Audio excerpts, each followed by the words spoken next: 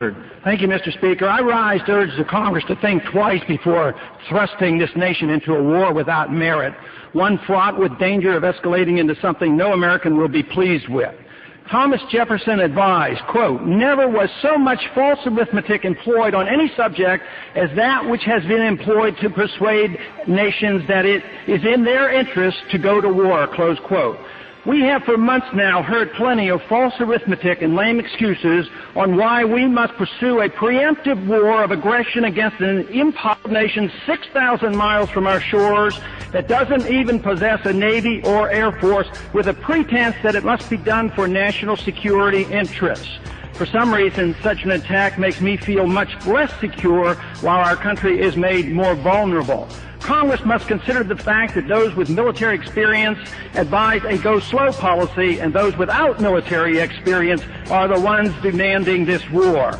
We cannot ignore the fact that all Iraq's Arab neighbors are opposed to this attack, and our European allies object as well. And if the military and diplomatic reasons for a policy of restraint makes no sense, I advise consider the $100 billion it will cost. The gentleman's time has expired. From New York. Madam Speaker, I'm pleased to yield 5 minutes to a senior member of our International Relations Committee, the gentleman from Texas, Dr. Paul. The gentleman has 5 minutes. I thank the gentleman for yielding, and I ask unanimous consent to revise and extend my remarks. Without objection. Madam Speaker, I rise in opposition to this resolution.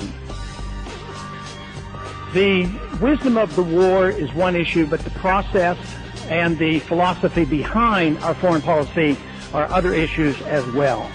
But I've come to the conclusion that I see no threat to our national security.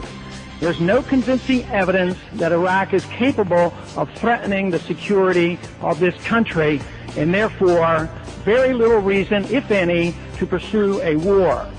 But I'm very interested also in the process that we're pursuing. This is not a resolution to declare war. We know that.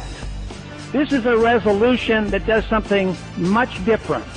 This resolution transfers the responsibility and the authority and the power of the Congress to the President so that he can declare war when, if he wants to. He has not even indicated that he wants to go to war or that he has to go to war, but he will make the full decision, not the Congress, not through the people through the Congress of this country in that manner. It does something else, though. One half of the resolution delivers his power to the President, but it also instructs him to enforce UN resolutions. I happen to think I enjoy more listening to the President when he talks about unilateralism and national security interests than accepting this responsibility to follow all the rules and the dictates of the United Nations. And that's what this resolution does. It instructs him to follow all the resolutions. But an important aspect of the philosophy and the policy that we're endorsing here is the preemption. This should not be passed off lightly. It has been done to some degrees in the past, but not so explicitly, not so much put into law that we will preemptively strike another nation that has not attacked us.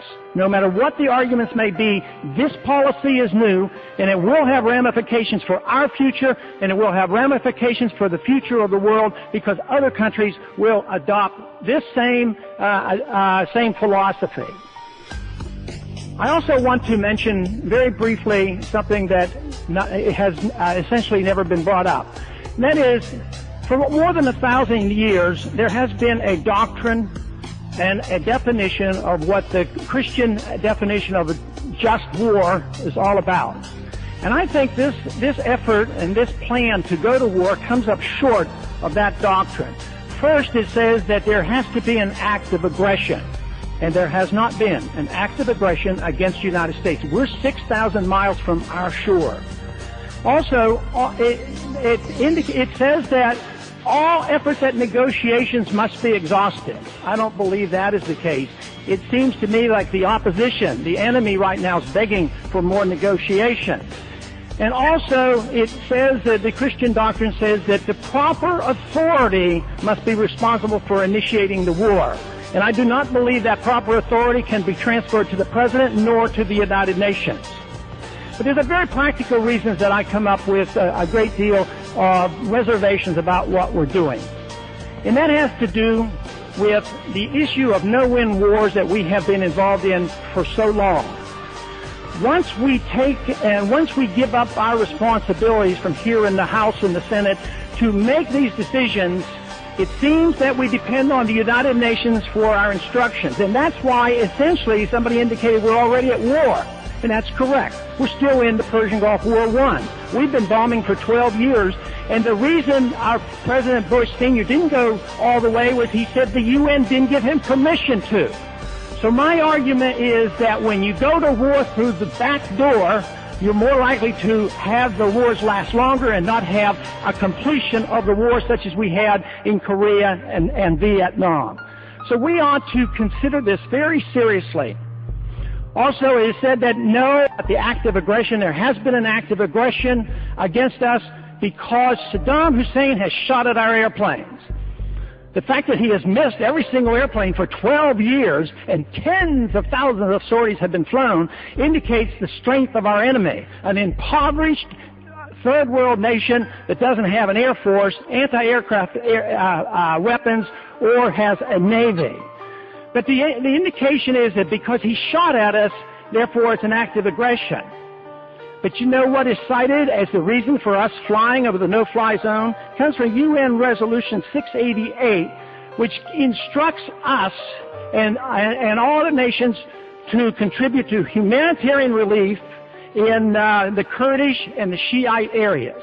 It says nothing about no-fly zones. It says nothing about bombing missions over Iraq. So to declare that we have been attacked, I do not believe this for a minute fulfills the requirement that we are retaliating against aggression against this country.